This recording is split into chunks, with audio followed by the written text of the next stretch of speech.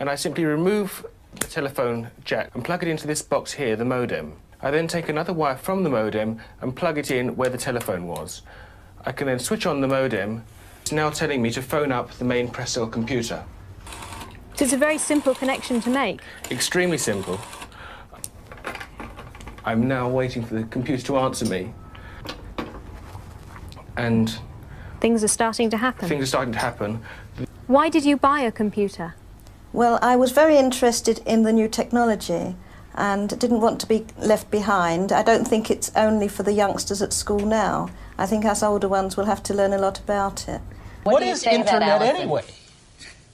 Internet is that massive computer network, the one that's becoming really big now. What do you mean? That's big. How does one? What do you write to it like mail? No, a lot of people use it and communicate. I guess they can communicate with NBC writers and producers. Allison, can you explain what Internet is? The world is in financial disarray. Currencies failing, economies in wild flux, jobs being lost. But what if you could build an entirely new economy, one specifically designed for the digital realm? Well, that is the dream behind Bitcoin. Bitcoin, for those of you who don't know, is an electronic online currency that was created in 2009. It was made by someone who did it under the pseudonym Satoshi Nakamoto.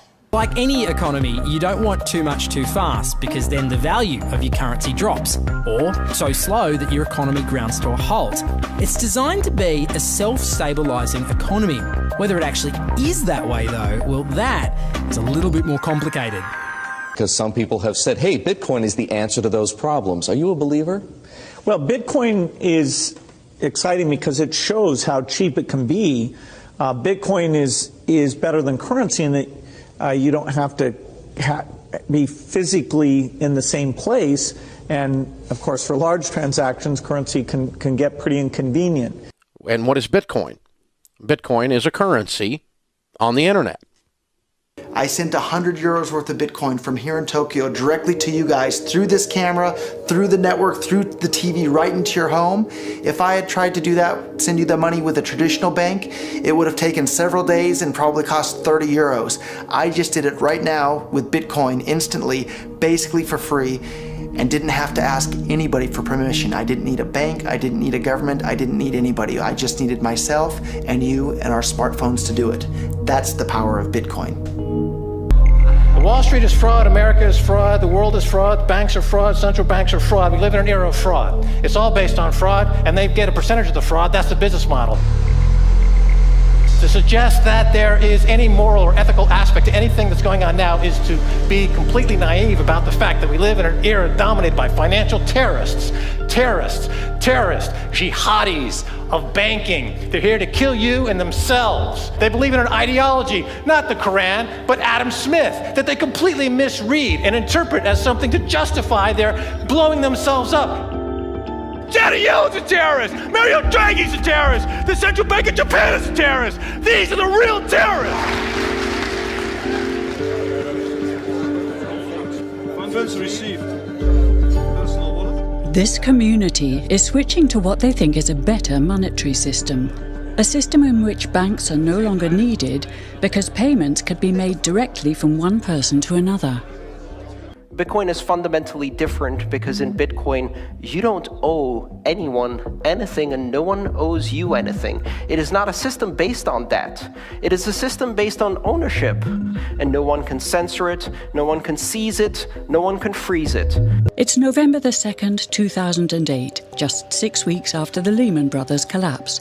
And all over the world, there are panicked debates about how to save the banks. Then, on a little visited web forum for cryptographers, a document appears in which a completely new monetary system is proposed. The visionary author calls himself Satoshi Nakamoto. These were the darkest days of the financial crisis.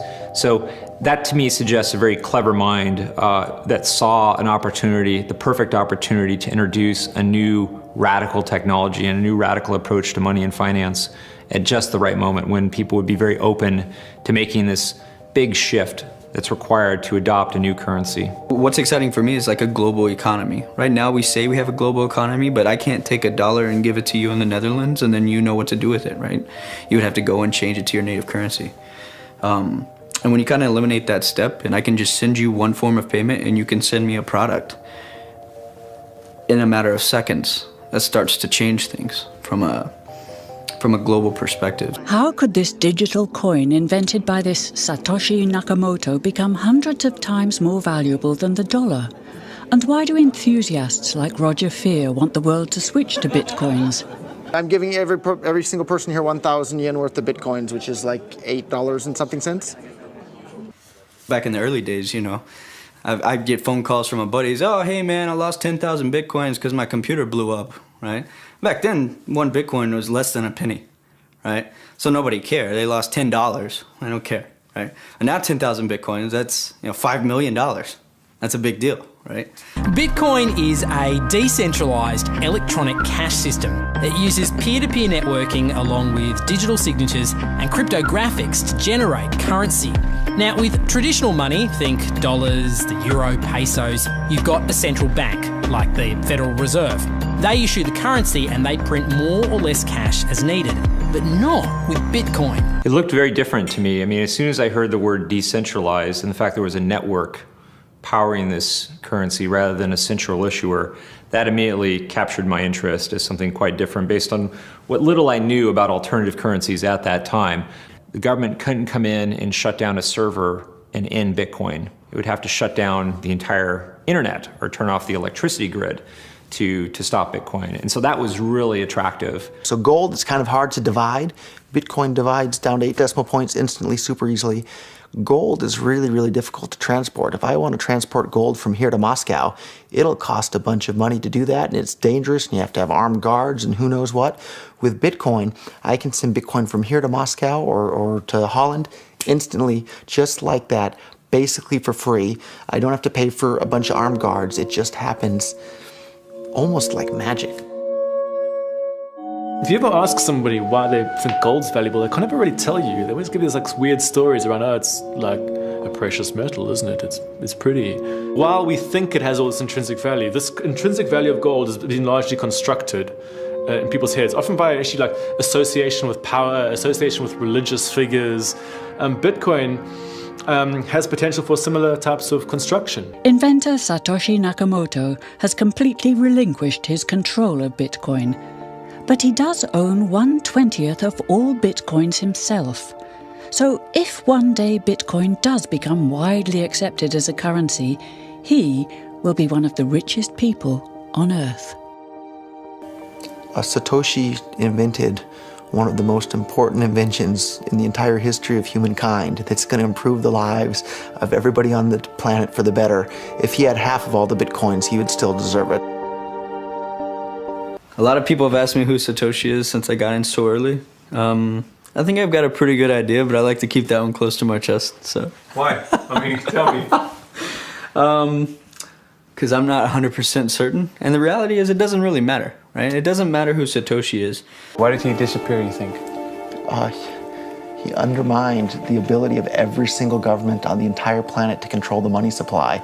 And that's how every single government in the world is controlling their citizens and their economies today. And he just basically, knocked their feet right out from under them with the invention of Bitcoin. And I'm sure that's going to make a lot of people who want to control other people by force really, really upset. So yeah, I think it's really, really smart for him to have disappeared. And for me, it probably would have been smarter for me to keep quiet too, but Bitcoin's too exciting for me to stay quiet about. I think a lot of people are underestimating the way in which Bitcoin and the blockchain are going to change the power structures in society in general. I mean, I grew up in the US and I see all these people like, yeah, nuke everybody in the Middle East and kill them all. And then they have the former Secretary of State Madeleine Albright on 60 Minutes, one of the most popular news shows in the US. And they asked her, they said, like, there's reports that more than 500,000 Iraqi children have died as a direct result of US sanctions. And she looks back at her with a straight face and she goes, it was a really tough decision, but I think that it was worth it. Worth murdering 500,000 kids because of what the government did, and I apologize for crying, but it just disgusts me from my core when I see government people murdering people around the world. It's not just theoretical, these are real people with real lives. And it's real people, and Bitcoin has the power to undermine everything they're doing to people around the world. And I'm sorry for shouting, but it just disgusts me what these people in government do. And they do it through central banking and through the control of the money supply, and Bitcoin takes that away from them.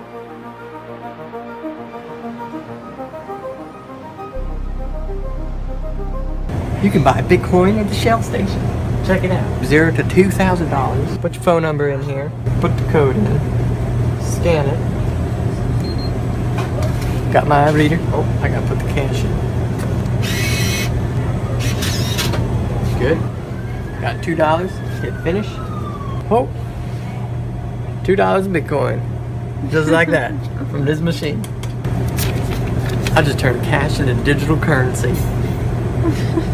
So thinking that it's too late to get involved in Bitcoin is like thinking it's too late to get involved with the internet or too late to get involved with using a cell phone. Like, it's not too late to get involved with Bitcoin. If Bitcoin becomes really popular all over the world, Bitcoins are going to have to be worth at least tens of thousands of dollars a Bitcoin, if not hundreds of thousands of dollars per Bitcoin. So thinking it's too late to get involved with Bitcoin is like thinking it's too late to get involved with using the internet. Of course not. Like, it's ubiquitous in our lives, and Bitcoin's going to become ubiquitous in our lives as well.